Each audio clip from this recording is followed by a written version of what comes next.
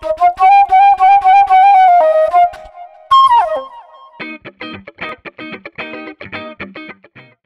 é nutricionista e oferece tratamentos com medicina tradicional chinesa, florais de Bach, nutrição clínica, medicina indiana, ayurveda e balanceamento muscular. Seja muito bem-vindo ao podcast Demasiado Humano, Carlos Lampert, é um prazer tê-lo aqui. Obrigado pelo convite. Muito bacana. Muito grato. Você estar aqui e poder compartilhar aí todo o teu conhecimento com a gente, com o público do podcast.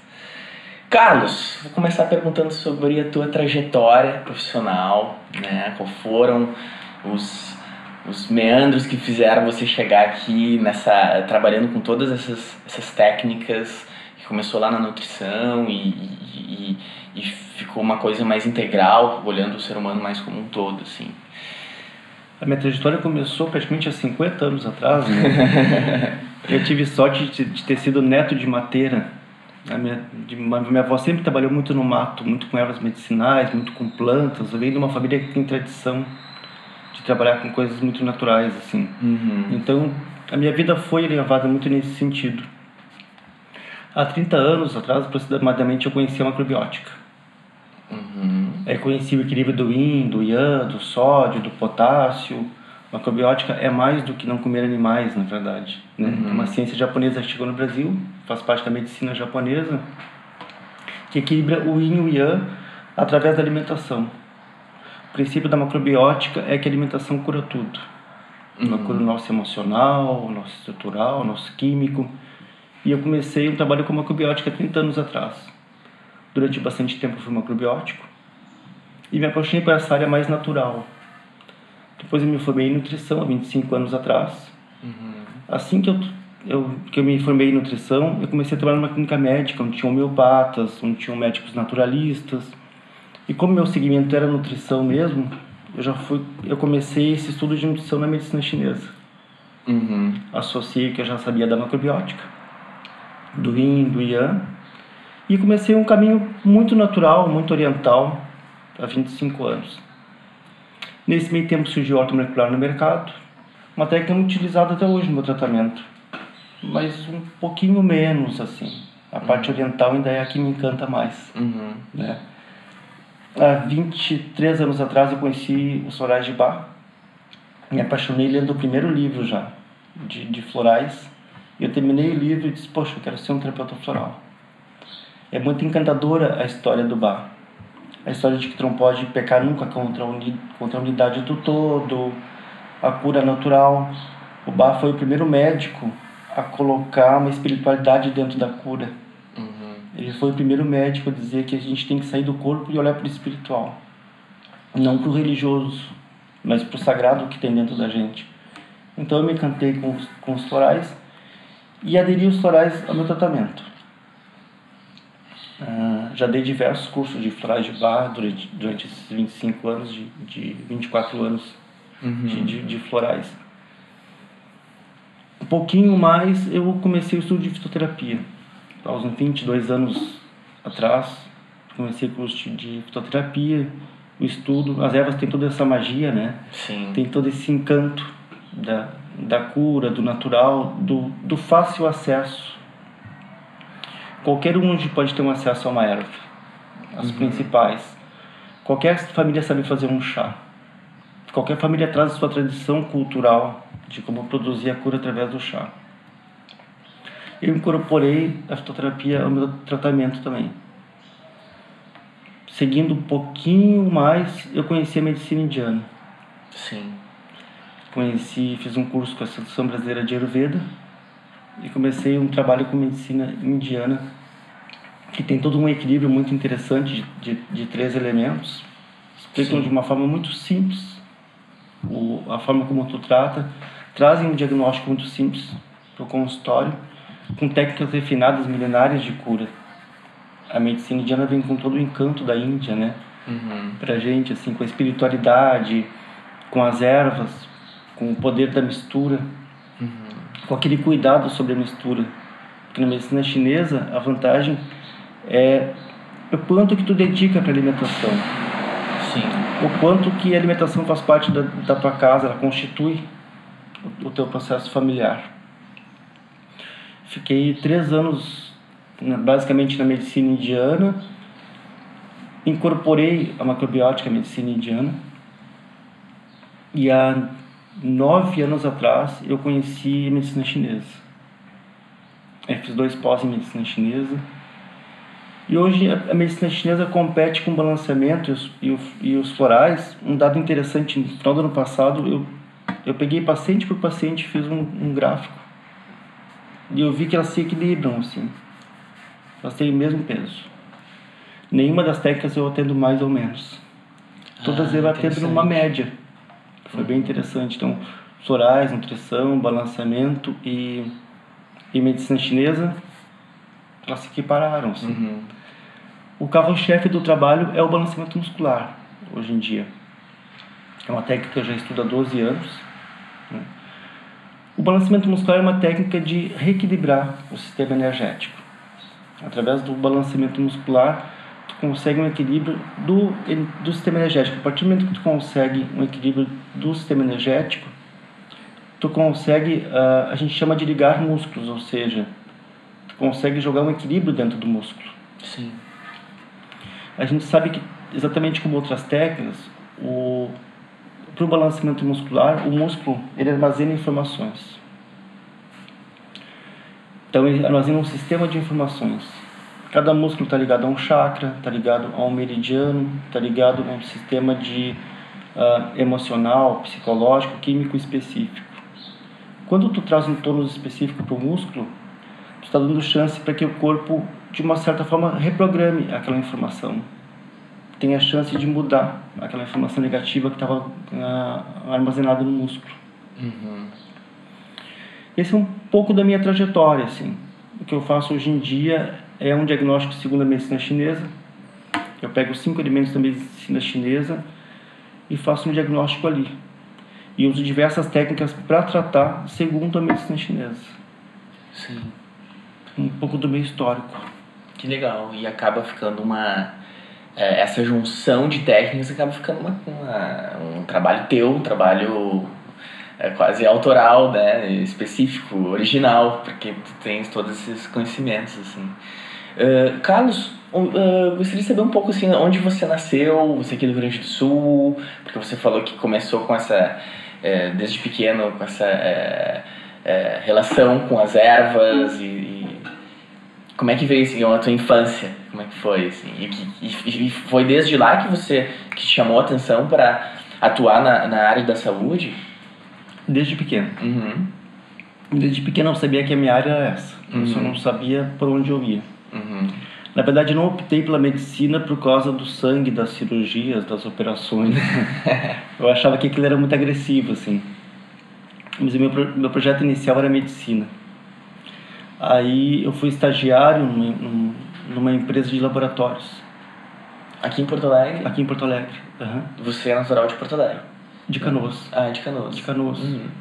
E ali eu me assustei muito. Tu transportava fetos, tu transportava pedaços cancerosos de corpos humanos.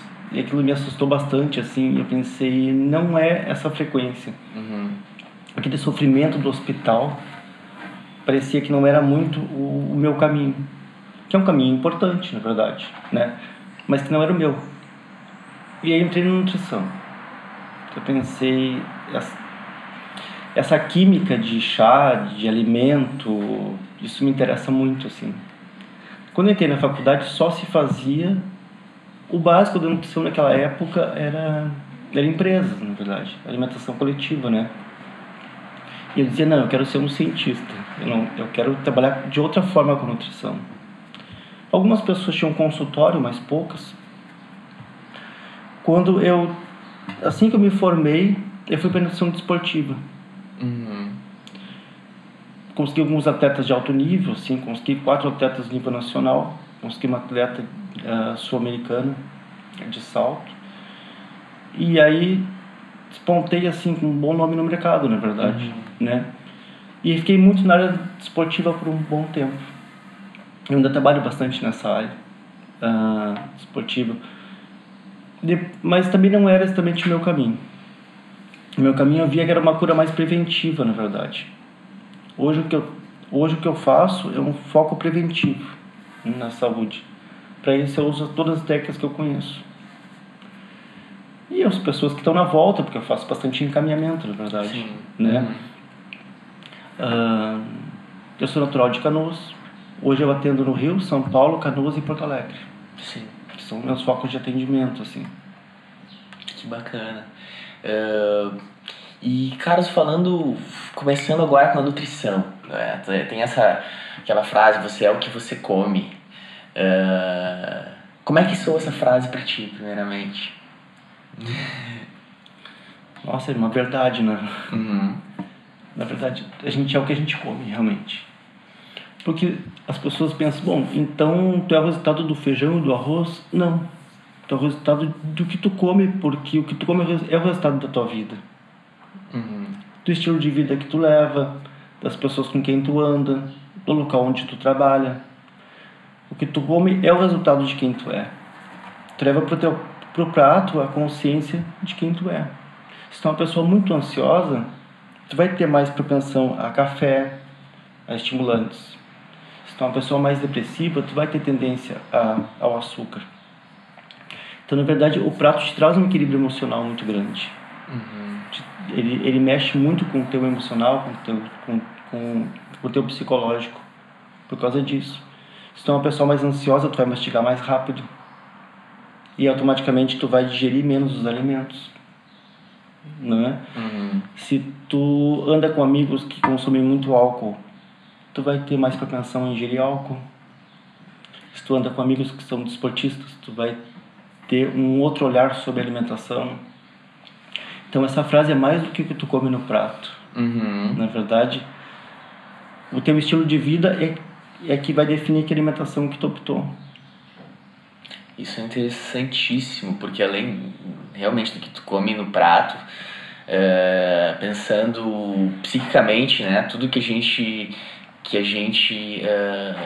adquire de informação e que isso pode causar na gente. A gente fica assistindo jornal todo dia vendo coisa ruim, assistindo notícias de determinado calão, aquilo vai te transformar de alguma maneira, né? Com certeza.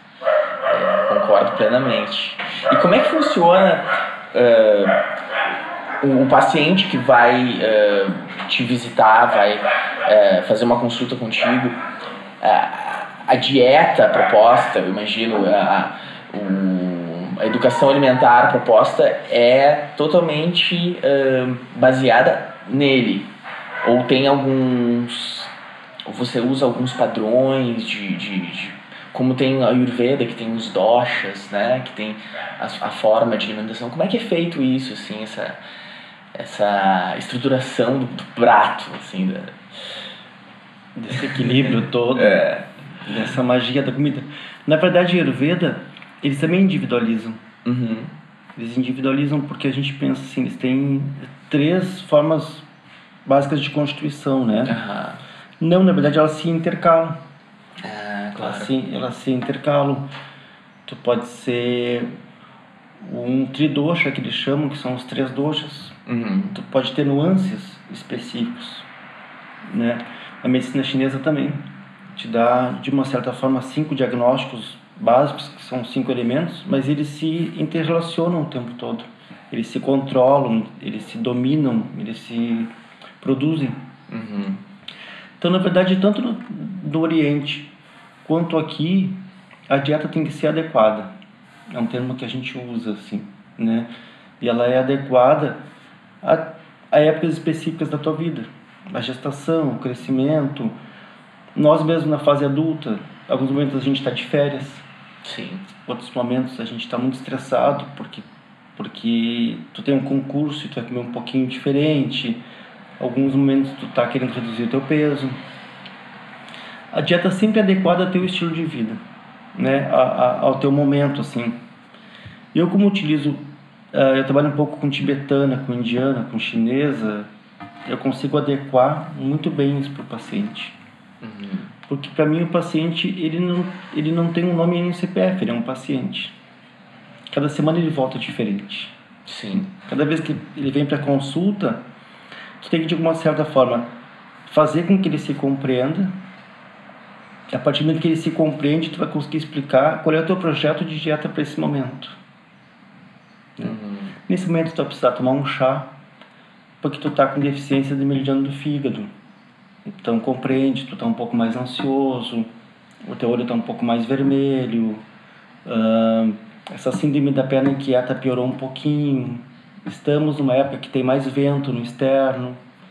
Então, para os chineses, todos esses sintomas são ressonantes com o meridiano do fígado. O paciente, eu entendo um pouco disso, tu dá um texto para ele entender o que é esse meridiano, e a partir daí tu propõe um tratamento para ele. Diz, olha, nosso plano de tratamento para essa semana é que tu tome esse chá, porque esse chá vai beneficiar o fígado, que tu faça essa respiração específica, porque ela vai te ajudar a estimular o meridiano do fígado, que tu reduza esses alimentos, porque eles são nocivos ao meridiano do fígado, e que tu dê um pouquinho mais de ênfase para esses. Sim. Porque esses são ressonantes, esses têm a energia benéfica do fígado. E vão te ajudar nesse equilíbrio que tu precisa nesse momento. E aí a gente espera que com esse tratamento tu melhore. Tu fique menos ansioso, tu tenha menos tensão na perna inquieta, teu olhar fique um pouco menos avermelhado, tu fique um pouquinho menos irritadiço. Eu vou pedir para que tu exclua esse alimento, porque eles são especificamente tóxicos para o fígado.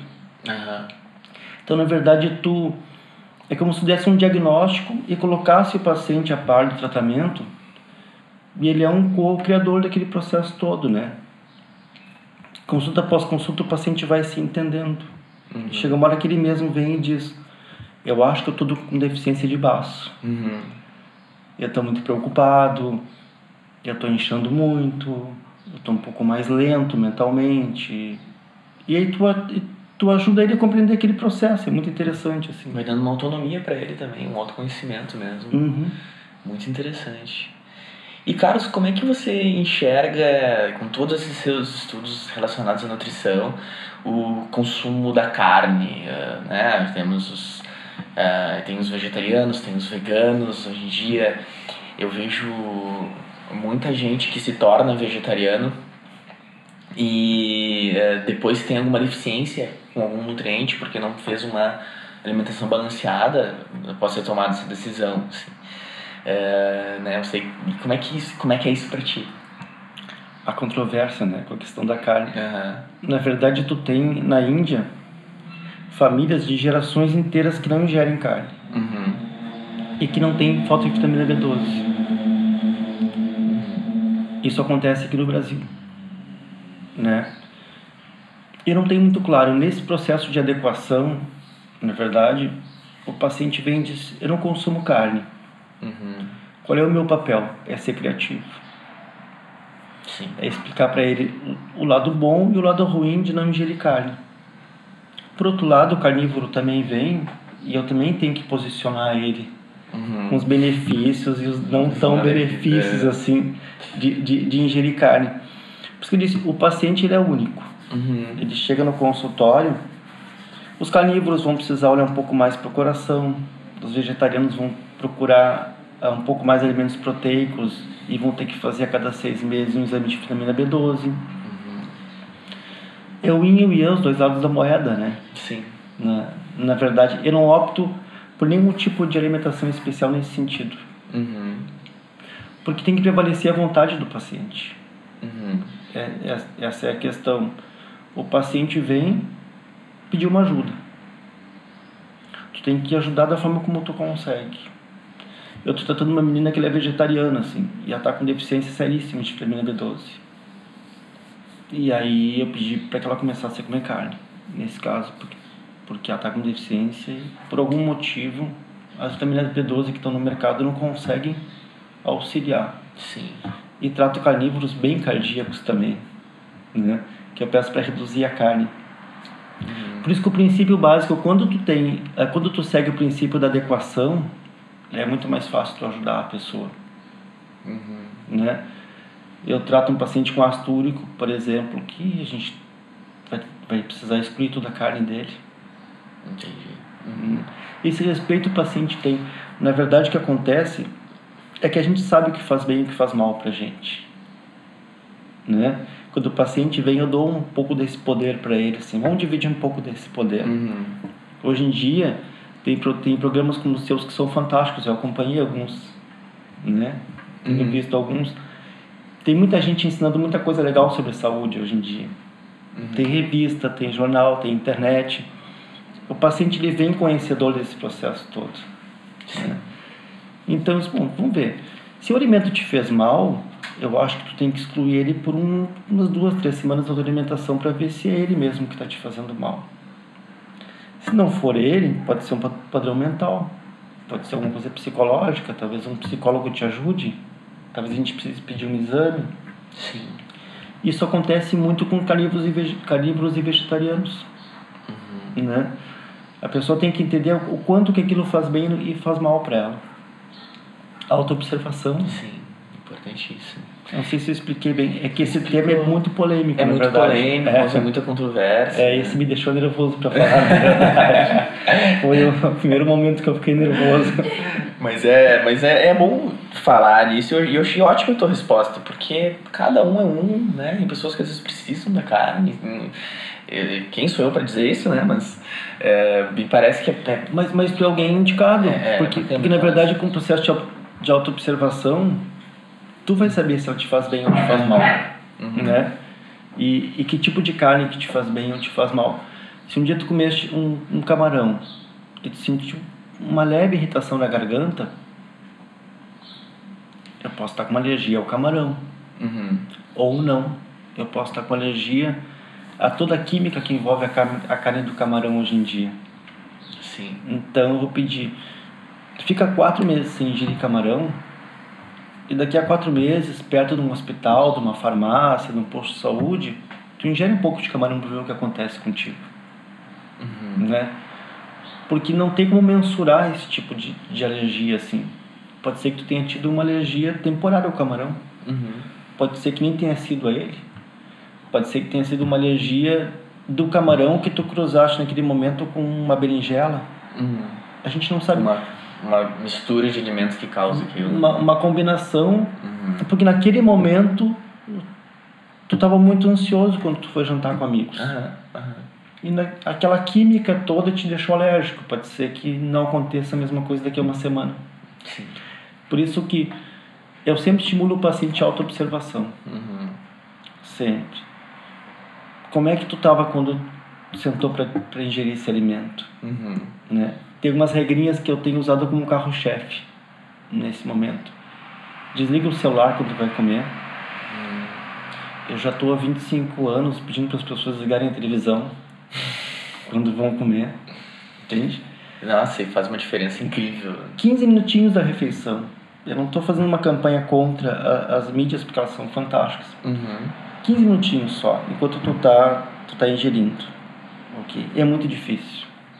É muito difícil tu desligar o celular enquanto tu almoça. Que interessante, porque vários programas aqui, episódios, a gente falou sobre meditação e a dificuldade de se parar e meditar. E você está trazendo o fato de a gente não conseguir comer e fazer outra coisa ao mesmo tempo. Já é uma ação, já é um ato importante, mas a gente não consegue não tá com a cabeça voando em outros lugares enquanto tu tá ali comendo e se alimentando. É bastante interessante. A alimentação é um ato meditativo. As pessoas têm muita dificuldade de meditar. Sim. Muita dificuldade pro ato meditativo de diversas formas, na verdade, porque existem múltiplas meditações. Sim. Né? O processo alimentar, ele é um deles. É o processo em que tu fica em contato contigo mesmo, que tu tá mastigando, e é muito assustador. Isso. Numa sociedade muito visual, muito midiática que a gente tá, né? Entrar em contato contigo é muito assustador. E é claro que tu liga o celular, tu liga a televisão, tu liga para algum amigo, tu te movimenta. Tá lendo, tá... Tu é psicólogo, tu sabe, tu sai do contato contigo mesmo. Sim. Né? Então, eu sempre peço para o paciente ter pequenos rituais antes de se alimentar. Lava as mãos, lava o rosto. Quem tem alguma crença faz algum tipo de de oração, segundo a sua crença. Entre em contato com isso, com o sagrado que é o alimento, né? Com o sagrado que é o ato de se alimentar. Escolhe as pessoas com quem tu vai te alimentar, de preferência que seja um lugar mais tranquilo possível. Ora para o alimento, sente o cheiro do alimento. Essas informações ancestrais que a gente perdeu na sociedade moderna, né? A gente perdeu o respeito pela gente mesmo e perdeu o respeito pelo ato de se alimentar. Sim. Qualquer alimento é um alimento. Não, nem todos os alimentos são iguais, né? Os alimentos trazem uma energia junto deles. A energia de quem plantou, de quem produziu, de quem vendeu, de quem lavou, de quem cortou. Isso é um ensinamento muito interessante no Oriente, assim, né? Quem corta o alimento joga energia nele. Quem produz o alimento joga energia dele. A gente perdeu isso muito na vida moderna. Então a gente come, entre aspas, qualquer coisa. A gente come o que tiver, né? Então o fato de sair da tua casa, do lugar de trabalho e se locomover até um restaurante já é uma opção saudável. Já começa um ato meditativo ali. Se tu consegue chegar no restaurante, lavar as mãos, olhar o buffet antes, optar pelo que tu vai ingerir, já é um processo que te constitui na meditação.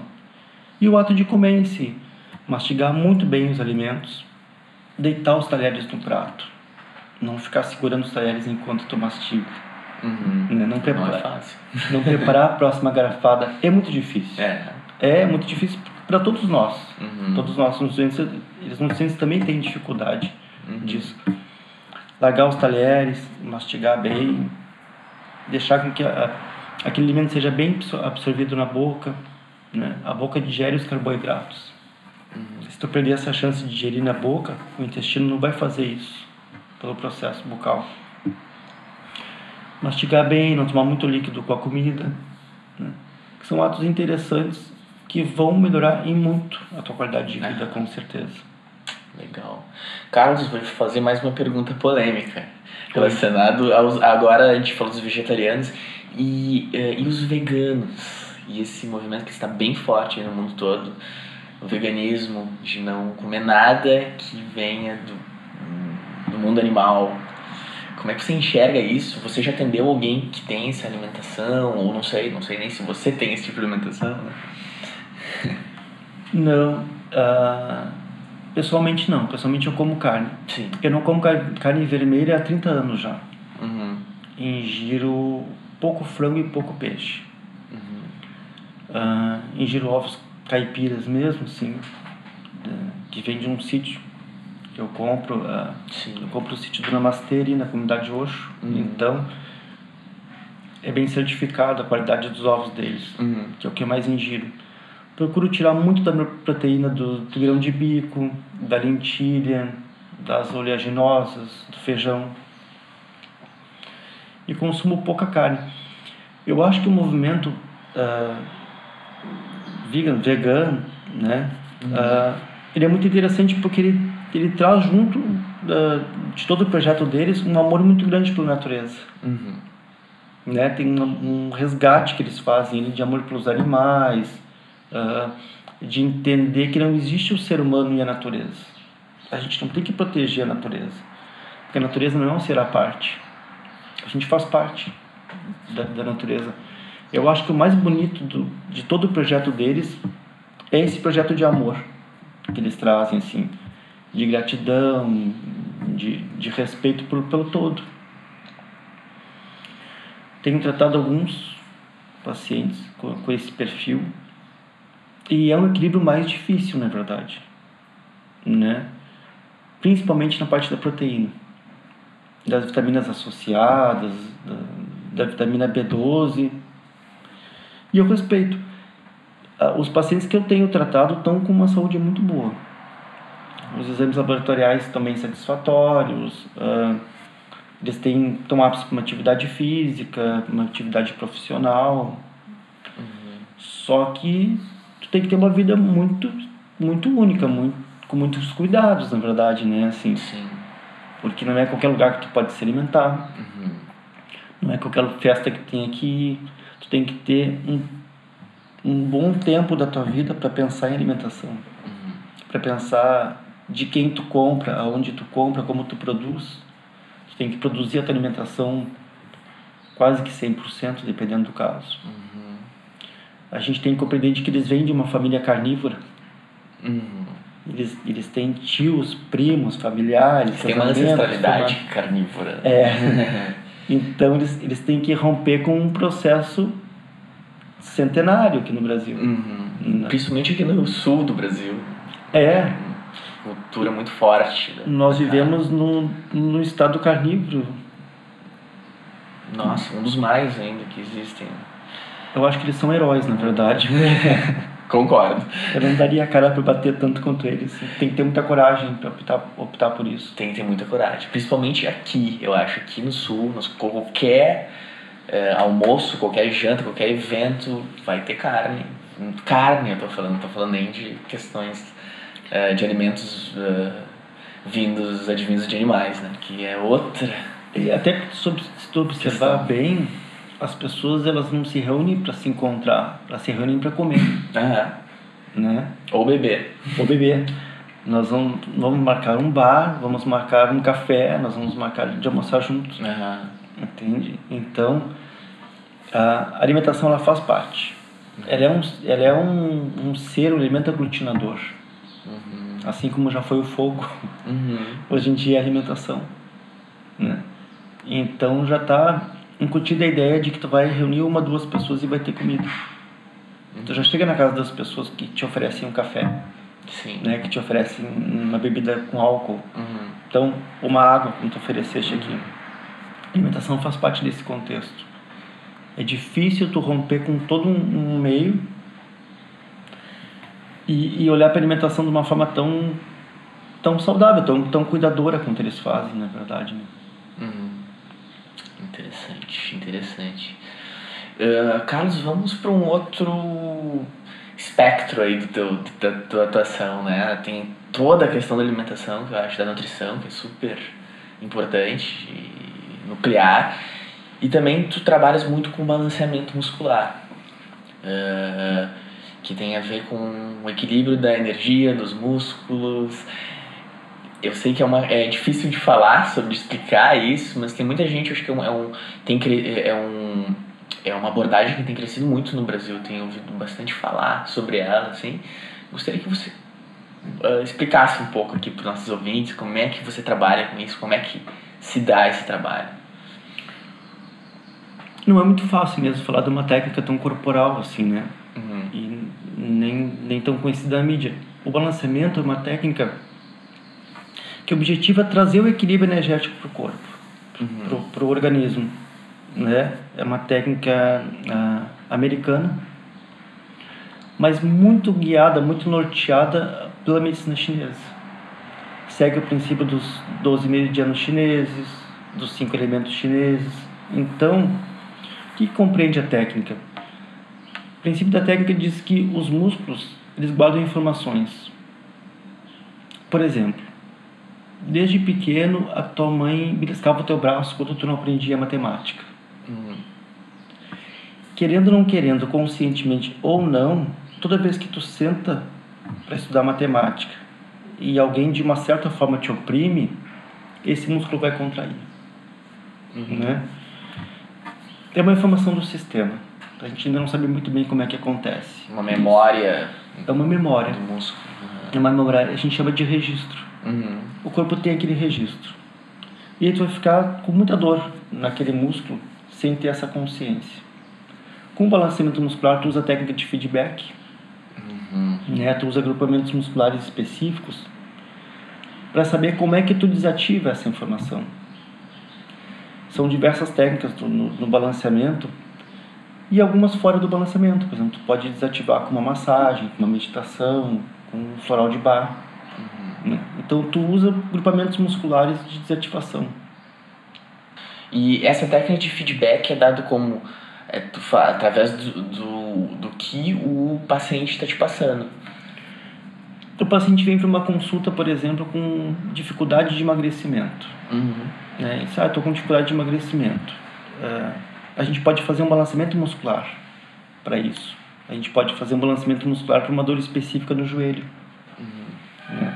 O que eu vou usar é o sistema feedback, ou seja, eu ligo músculos, eu boto músculos em tônus, e aí e pergunto coisas pro organismo, do tipo, eu posso tratar através de uma acupuntura, eu posso tratar através de uma tonificação desse músculo. O principal é que os 14 principais músculos do sistema corporal estejam, entre aspas, ligados, ou seja, saibam qual é a sua informação. A gente leva um tônus específico para o músculo. Esse tônus ativa meridianos e chakras, e esse músculo vai, como eu vou te explicar, ele vai entender para que ele serve. Né? Vai se identificar. Ele vai se identificar. Então, funcionalmente, o músculo vai funcionar como deveria funcionar. Ele passa por uma ressonância, essa informação, para o meridiano de acupuntura, e tu liga um correlato de sistemas. Porque a gente sabe que o músculo está ligado a um correlato de sistemas exatamente da mesma forma que acontece na acupuntura. Quando tu bota uma agulha específica num ponto, tu não está ligando só aquele músculo ali. Tu está acessando o cérebro e acessando um outro sistema de informações energéticas no corpo. Então, tu bota, por exemplo, IG4, intestino grosso 4, na acupuntura. Tu bota uma agulha aqui e vai trabalhar na mente. Porque existem correlatos. A gente está muito formatado numa ciência que nos diz que o músculo é um músculo, um olho é um olho, né? O nariz é um nariz. Aí a gente se pega surpreso quando congela o pé e congela o nariz junto. Né? São órgãos correlatos, porque dentro do cérebro e dentro do nosso sistema de informações nós somos um ser só, que o tempo todo se correlaciona, né? Num sinergismo grande. Do balanceamento, quando tu traz um tônus para o músculo, tu leva essa informação para dentro desse sistema e tu cura toda a relação que tem com ele. Interessantíssimo. Eu fiz uma entrevista com o Hans Machado sobre o método Feldenkrais, e é justamente isso, que ele fala que não é uma terapia do movimento, não é corporal, porque quando tu está mexendo o corpo, tu está agindo também na mente. Então tudo correlato. Essa ideia da correlação, da integralidade é muito interessante, e eu acho que é muito difícil ainda de ser absorvida, né, pela grande maioria das pessoas. Não é fácil de ter essa noção das relações, né, que fazem. Para entender o balanceamento, tu tem que entender que tu é um todo. Né?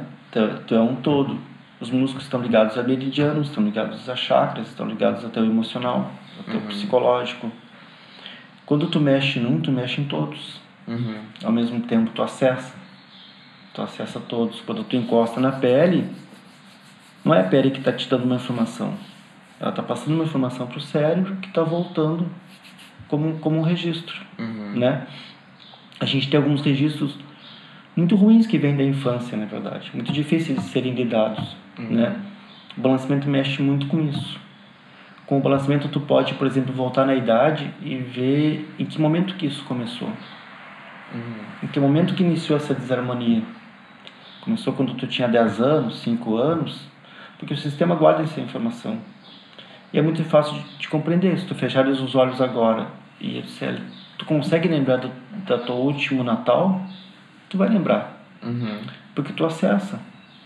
Porque o músculo acessa essa informação como o cérebro. Então tu pode também voltar na idade pelo balanceamento e tratar lá naquela idade onde iniciou. É como se fosse um Google, né? A gente pensa, consegue às vezes até lembrar o cheiro do local. Quando a gente acessa a memória, é impressionante.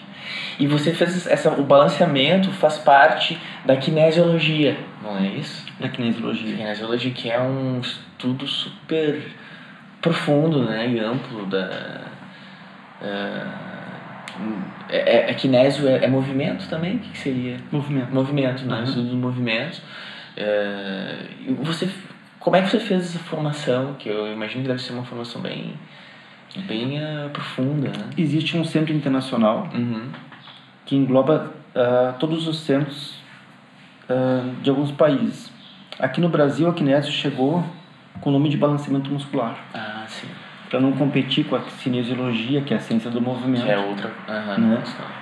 Porque nosso objetivo não é exatamente a ciência do movimento. É livrar o músculo desse registro ruim que ficou de uma informação. Né? Aqui no Brasil, então, chegou como balanceamento muscular.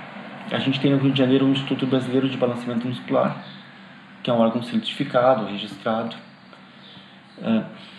Aqui no Brasil, o Instituto ele gerou alguns cursos, ele formou alguns cursos específicos que não existem na kinésio internacional. A nossa ramificação é um pouco mais brasileira, digamos assim.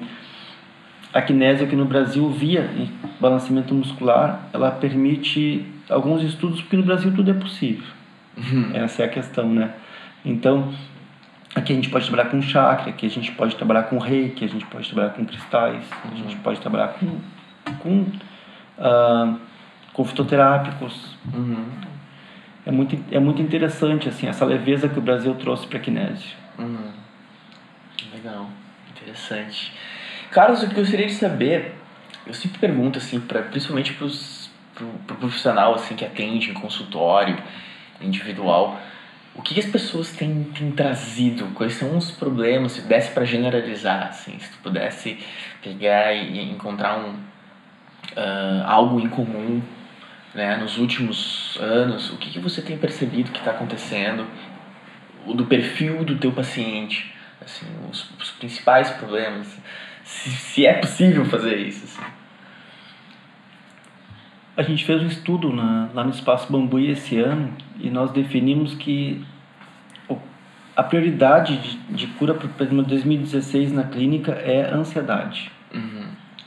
A ansiedade. Se eu pudesse definir como um problema, o principal problema da clientela é a ansiedade. As pessoas estão ficando muito ansiosas. Especificamente no meu trabalho, tem se manifestado em aumento do peso. Sim. Porque as pessoas estão comendo mais, estão ingerindo mais bebidas com álcool. E eu tenho me deparado muito com esse conflito, assim, porque, por um lado, tu tem uma hora no consultório em que tu olha para o paciente, tem alguns momentos em que ele cuida dele com alimentação, tomando florais, né? Se permitindo fazer uma sessão de acupuntura, de balanceamento muscular. Por outro lado, ele tem horas e horas uma sociedade que está muito ansiosa, que está muito amedrontada, né? Por isso que eu peço para os pacientes fazerem pequenos rituais de não ansiedade. Eu peço para que os pacientes vão em alguns lugares onde eles possam meditar, onde eles possam praticar yoga.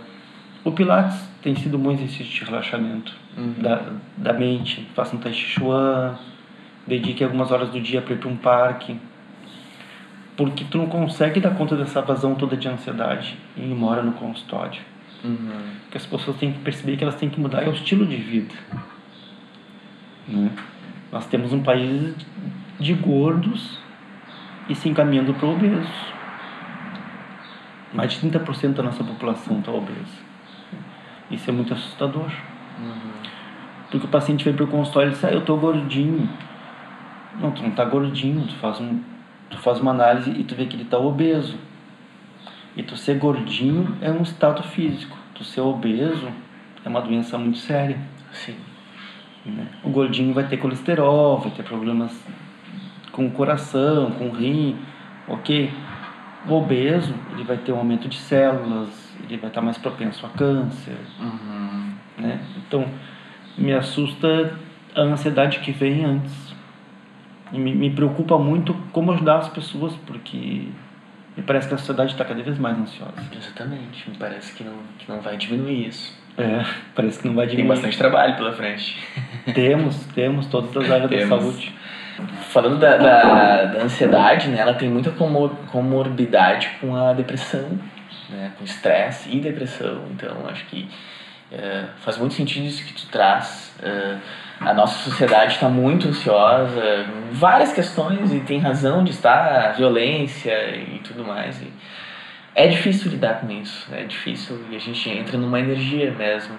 E isso que tu falaste é interessante, porque a gente vai no consultório, passa, não sei, uma hora e meia lá, e tem um momento mais de relax, vamos deixar assim, E quando tu sai, tu volta para aquele clima. A gente tá num clima ansiogênico, me parece, assim. Acho que é bem importante isso. Bastante. Aí vem a rede de tratamentos, na verdade. Tu tem que ter um psicólogo por perto, tem que ser um psiquiatra, um professor de yoga, tu tem que ter um professor de pilates, um instrutor de tai chi chuan. Mas uma prática que tu possa sentir bem. Onde tu possa encaminhar o paciente e compreender que em 1 hora tu só consegue posicionar onde ele está.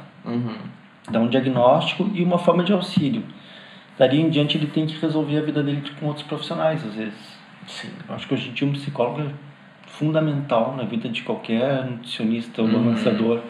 Exatamente por isso. Para a pessoa poder olhar um pouco para dentro dela também. Né? Porque às vezes tem um lado bom e um lado ruim do diagnóstico. Tu pode ajudar o paciente, mas nem todas as pessoas hoje em dia têm condições de andar sozinhos. Entende? E o que tu faz com o diagnóstico?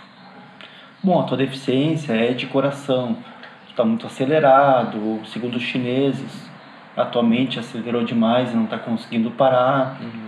O que eu faço com isso agora? Né? Talvez a pessoa precise de mais de um profissional auxiliando. Isso é fundamental hoje em dia, que tu tem uma equipe de ramificação, de encaminhamentos, que trabalhem juntos, na verdade. Sim, né? Concordo totalmente, interdisciplinar, né? E tá tudo interligado, né? Eu acho que é muito importante. A questão do físico também, da pessoa trabalhar o seu corpo, poder fazer alguma atividade que se sinta bem. Às vezes eu vejo pessoas que às vezes têm orgulho em dizer que não fazem nada, que são sedentários. É engraçado, mas existe isso ainda. E me parece muito que o nosso corpo reflete muito a nossa personalidade, né? Se a gente não tem um tônus muscular que tu faz isso vai refletir um pouco nas nossas decisões, acredito. Né?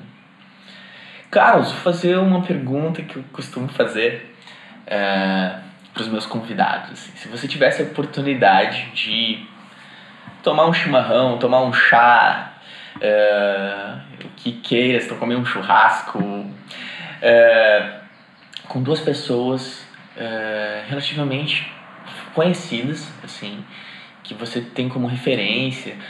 Pode ser uma pessoa viva ou pode ser uma pessoa que já passou desse plano, assim, que pessoas que você tem uma referência. Sei que eu tô te pegando meio no contrapé, vou te dar um tempinho para pensar aí. E assim, quem que você tem assim, eu gostaria de poder conversar com essa pessoa, ou sentir a presença dessa pessoas vivas? Ou pessoa que já não está aqui, né? Eu tomaria um chá com o Dalai Lama, embora eu não seja um budista, mas eu acho que ele hoje é o ícone do que se entende por meditação, né? Entende por processo meditativo, tem todo o histórico do Tibete, a resistência, essa luta dele fora da nação, da pátria, da família, porque eu sou muito família, sou muito amigo, sou muito espaço bambuí, assim, né? Eu me solidarizo com tu ter que sair do teu lugar, de tu ver toda a tua cultura milenar se desintegrando, assim. Tomaria um chá com ele. E almoçaria num bom restaurante vegetariano com a Sônia Richt. A Sônia Richt, para mim, ela é a grande entendedora de nutrição do país, embora ela não seja uma nutricionista. E ela é uma jornalista. Olha só. Escreve para diversos lugares, produz alguns workshops muito interessantes sobre alimentação, porque ela trabalha isso que eu acredito. Ela trabalha que nutrição não é só o prato, não é só tu sentar e mastigar. Nutrição é o resultado de toda a tua vida, dos teus relacionamentos contigo e com o meio, do teu estilo de vida, da tua prática esportiva, né? Da forma do preparo. Ela trouxe para o Brasil o primeiro livro de medicina oriental que eu comprei foi o dela, 20 e tantos anos atrás, que me norteou, assim, sabe? A forma simples como ela escreve, como ela vê a vida, a forma como ela define a alimentação, mais do que um simples preparo. Eu almoçaria com ela. e seria bem feliz. Que legal. Na verdade. A comida seria bem boa também. Bem boa. Que bacana, Carlos. Agora eu gostaria de te dar um espaço para poder divulgar o teu contato, o espaço que tu trabalhas, para o público que está nos escutando, quem gostaria de entrar em contato contigo, como é que faz, né? Queria marcar uma consulta, não sei se também tu faz alguma contato via internet também, porque temos ouvintes de todo o Brasil, todo mundo aí escutando o podcast, né? Como é que faz para entrar em contato contigo? Eu trabalho no Espaço Bambuí, Uhum. em Canoas, Rio Grande do Sul. Trabalho em São Paulo e no Rio de Janeiro. Uhum. São os meus atendimentos. Muito fácil pelo celular, 5199830234. E temos o site. Uhum. Eu optei por ter um site só da clínica, não pessoal, que é o www.espaçobambuí.com.br, observando que o espaço não tem um C cedilha, né? É Spaco. Com C, né? Spaco. São meus grandes contatos. Uhum. Eu sou responsável pela clínica Bambuí, em Canoas, pelo Espaço Bambuí. Eu acho melhor pelo site, www.spacobambuí.com.br, porque é o canal. Ótimo. Eu vou colocar todos esses dados dos teus contatos, assim como as personalidades que você citou. Tudo vai constar ali no blog, no Demasiado Humano. Quem estiver escutando agora o podcast e não conseguiu anotar, visita ali o blog Demasiado Humano, que todos os endereços e informações estarão ali sobre o Carlos Lampert. Carlos, muito obrigado por ter vindo. Foi um prazer te receber aqui. E espero mais pra frente a gente fazer outras entrevistas, porque eu sei que tem muitas outras coisas a serem aprofundadas, mas foi muito bom. Gratidão. Em nome do Espaço Bambuí, de toda a minha equipe, um grande prazer estar aqui. Eu já sou um fã do teu trabalho, já tenho acompanhado há bastante tempo. Que legal, muito obrigado, Carlos. Valeu.